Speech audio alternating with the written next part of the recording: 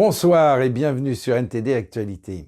Hier, Mohamed Sifaoui, journaliste bien connu et controversé, s'est retrouvé sous les projecteurs lors d'une commission d'enquête sénatoriale. Au cœur des interrogations, une double rémunération de l'État en tant que bénéficiaire du fonds Marianne et consultant pour le ministère de l'Intérieur. Un imbroglio financier qui soulève bien des questions. Après 2 tentatives infructueuses, Mohamed Sifaoui, journaliste connu pour ses propos controversés, a finalement été interrogé hier par la commission d'enquête sénatoriale. L'ambiance lors de l'interrogatoire était tendue. Vous me comparez à Mme Schiappa, je n'ai absolument rien à me comparer à Mme Schiappa, ni sur le fond, ni sur la forme. C'est clair ?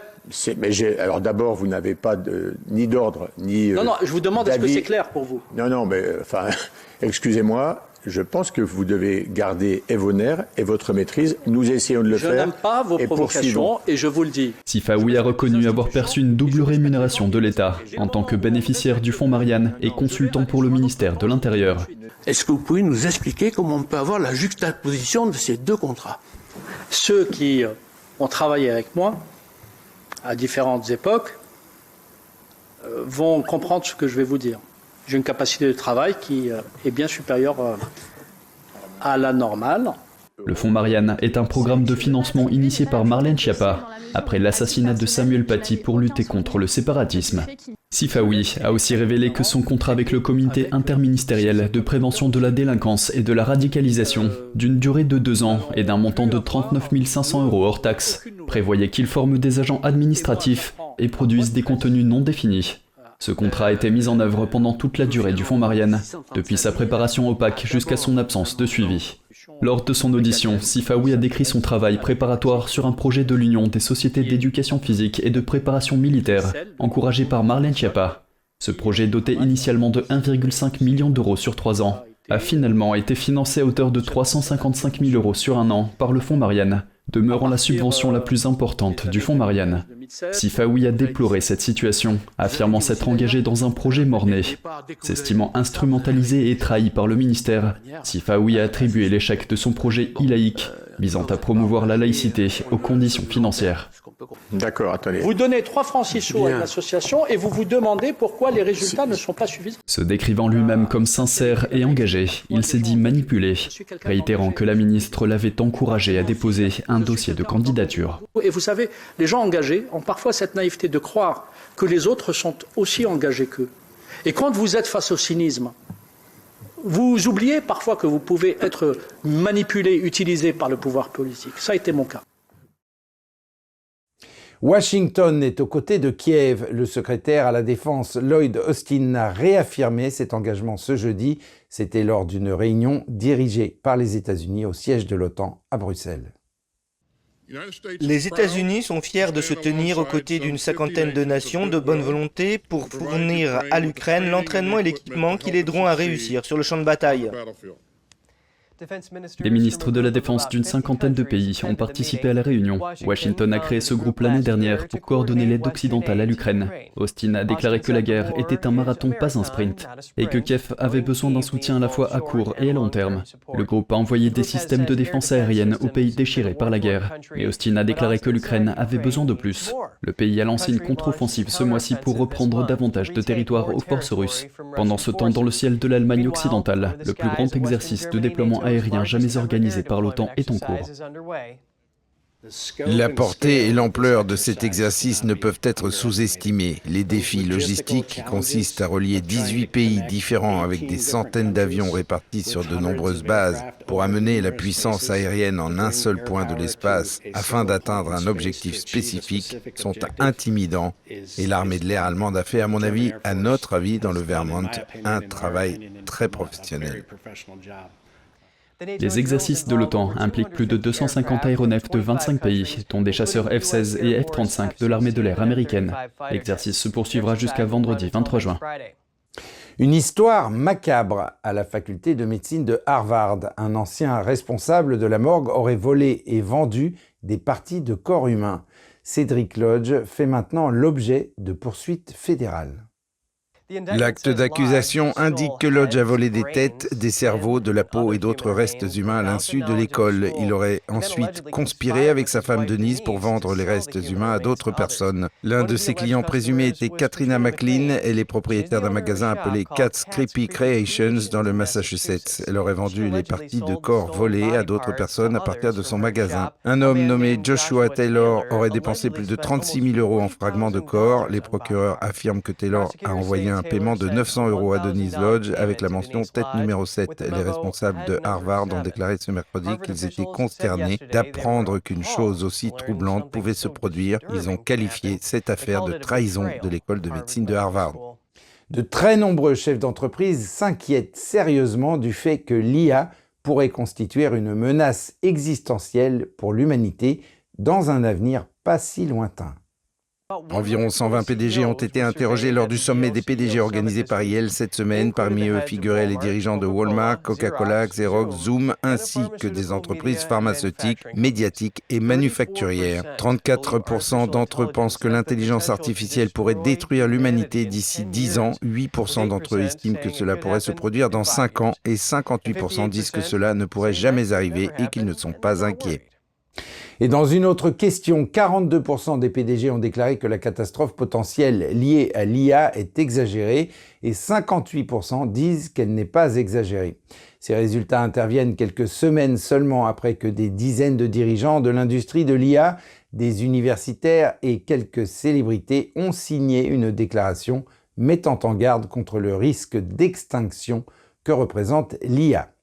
Et sans transition, parlons maintenant du Canada, qui rompt ses liens avec la Banque asiatique d'investissement dans les infrastructures dirigée par la Chine. Cette décision fait suite à la démission d'un cadre supérieur qui a déclaré que la banque était contrôlée par des serviteurs du Parti communiste. Un reportage de Daniel Monaghan de NTD. Un cadre canadien quitte la Banque asiatique d'investissement dans les infrastructures, ou BAI, dirigée par Pékin, en invoquant le contrôle du PCC. Il s'agit de Bob Pickard, responsable des communications. Pickard a pris ses fonctions en 2022. Il a écrit que sa démission était son seul choix en tant que Canadien patriote. Il a tweeté « La BAI est dominée par des membres du Parti communiste et possède l'une des cultures les plus toxiques que l'on puisse imaginer. Je ne crois pas que les intérêts de mon pays soient servis en étant membre de la BAI. » Pickard a tweeté que la réalité du pouvoir dans la banque et que c'est le PCC du début à la fin, et d'ajouter que le PCC traite certains membres du conseil d'administration comme des idiots utiles. Pickard a également écrit sur les réseaux sociaux « J'ai vu de mes propres yeux à quel point les serviteurs du Parti communiste occupent des postes clés dans la banque, comme un KGB, une Gestapo ou une Stasi interne. » La vice-première ministre Chrystia Freeland a réagi à ces commentaires. Elle a déclaré que le Canada cesserait toute activité avec la banque pour le moment. Le gouvernement peut ainsi enquêter sur les allégations de Pickard.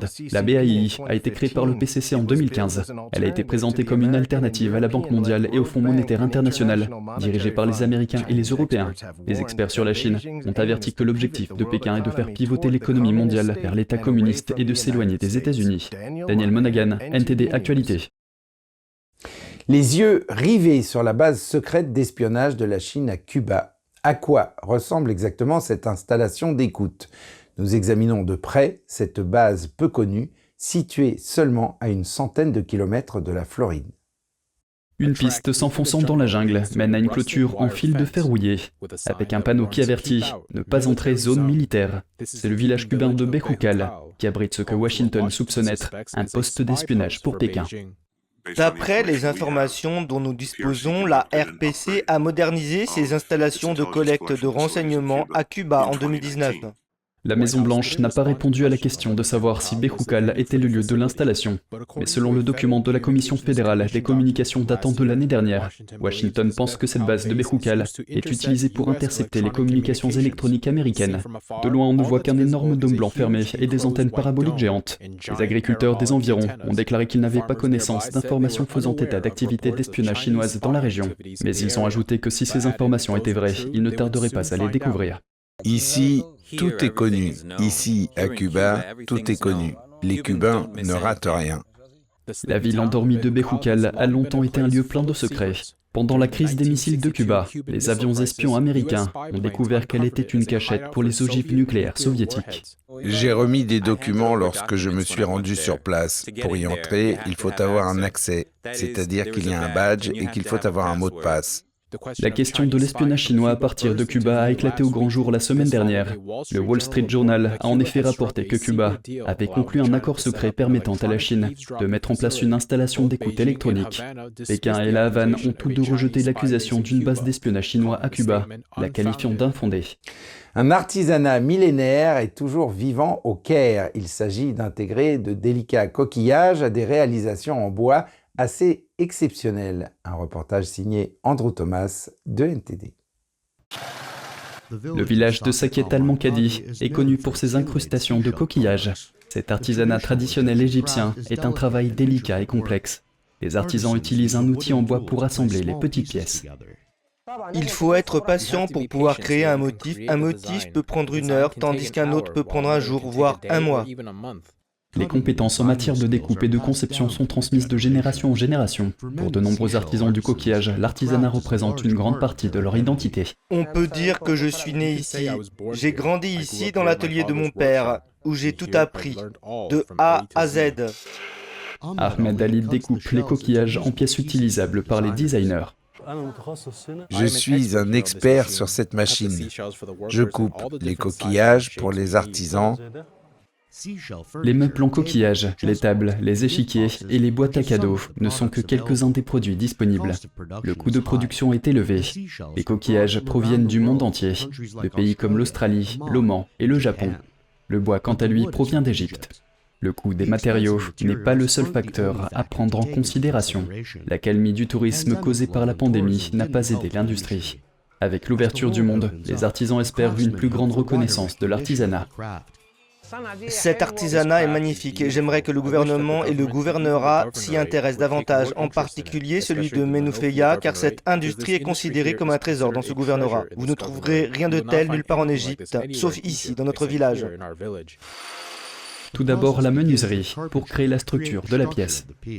Aujourd'hui, nous utilisons les coquillages dans tous les domaines, de la chambre à coucher à la salle à manger, en passant par les mosquées et les chairs. Ils sont utilisés dans tous les domaines. Les œuvres artisanales en coquillage sont vendues dans les bazars du Caire. Certains sont également fabriqués sur commande pour des clients d'Arabie Saoudite, de Dubaï, de France et d'Allemagne. Andrew Thomas, NTD Actualité. Beyrouth se reconstruit lentement après l'explosion de son port en 2020. Pour aider à préserver son héritage culturel, un artiste local reproduit des carreaux traditionnels. Andrew Thomas de NTD nous en parle. L'industrie du carrelage est arrivée au Liban au milieu du XVIIIe siècle. Elle a rempli les maisons libanaises traditionnelles de motifs colorés sur leur sol. Ghassan Fayyad a fondé Blat El Atik, une petite fabrique de carreaux, en 2017. Depuis que nous avons commencé et jusqu'à aujourd'hui, la demande est en hausse et elle est vraiment bonne. Les gens délaissent les céramiques qui étaient à la mode et reviennent aux carreaux qui se trouvaient dans les maisons de nos grands-parents. Car il ne s'agit pas seulement de carreaux, les carreaux sont aussi porteurs d'émotions. Ils ont quelque chose d'unique que l'on ne retrouve pas dans les céramiques. En 2020, une explosion accidentelle dans le port de Beyrouth a tué près de 220 personnes et en a blessé plus de 6000 et a causé des dégâts considérables. 2 ans plus tard, la ville se reconstruit et les gens s'orientent vers les carreaux traditionnels qui remplissaient autrefois les maisons libanaises.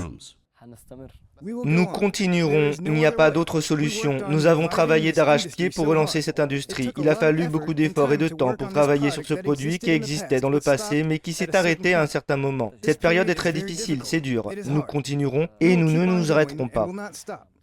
Le travail de Fayyad consiste désormais à fabriquer des répliques des carreaux endommagés par l'explosion. L'un de ses clients est la plus ancienne chocolaterie du Liban. Un autre est un complexe immobilier situé à quelques rues de là. Blat El Atik a réussi à reproduire presque à l'identique les motifs des anciens carreaux. Après l'explosion du port de Beyrouth, nous avons malheureusement travaillé sur de nombreux projets de restauration. Nous travaillons toujours sur des projets de restauration de vieilles maisons qui ont été endommagées. Nous fabriquons principalement des carreaux identiques aux anciens. Nous créons de nouveaux moules sur la base de l'ancien modèle. La reconstruction après l'explosion de 2020 n'est pas le seul défi auquel est confronté le Liban. Le pays continue de lutter contre la flambée des prix de l'essence, de l'électricité et des denrées alimentaires. Andrew Thomas, NTD Actualité. Ainsi s'achève cette édition. Merci de l'avoir suivi. Vous pouvez regarder tous les programmes de NTD sur Ganjing World, la plateforme 100% propre, en tapant www.ganjing.com/fr-fr ou en cliquant sur le lien qui se trouve sous la vidéo. Quant à nous, on se retrouve lundi à 20 h pour une nouvelle édition. Et d'ici là, je vous souhaite bien sûr à toutes et à tous, et au nom de toute l'équipe, un excellent week-end et une très bonne soirée sur NTD.